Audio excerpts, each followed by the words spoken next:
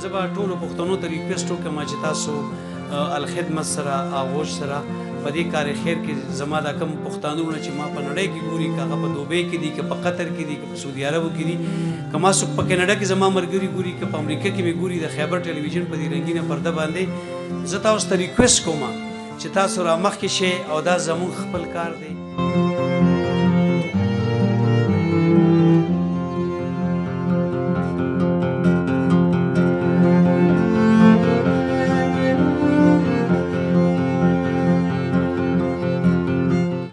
فاؤنڈیشن 15 رمضان باندې زموږ دا اکټیویټي هر کال مونږ کوو او دې نه مخکې د دې پوره ډیټیل راغو خو بس مختصر خبره دا ده چې هغه ماشومان چې د پلار د شفقت نه محرومه دي الخدمت فاؤنډیشن دا خپل اړخ نه یو کوشش کوي چې دې ماشومانو ته سره ملګرتیا یو تعلق جوړ شي او د دوی سرپرستی او کفالت په خپله ذمه واخلي.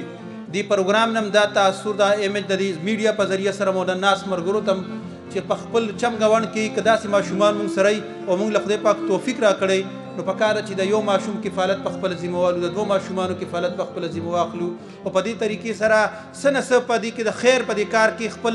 حصه واچوو.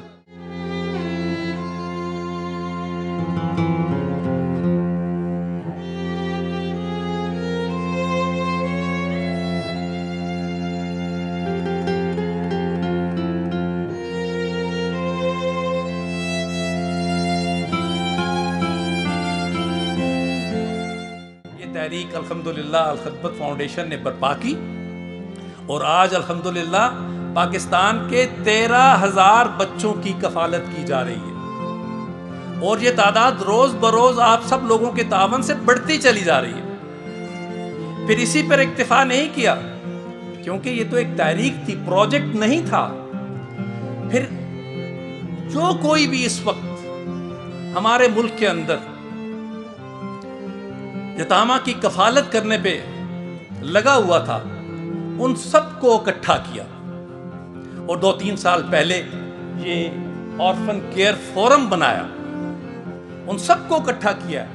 आए हम सब मिलकर ये काम करते हैं. मैं आप सबका मशकूर हूँ कि आप लोग यहाँ इकट्ठे हुए इस बाबरकत महफिल के अंदर.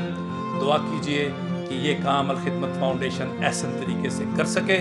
और इसमें बढ़ चढ़ कर आप लोग भी हिस्सा डालें.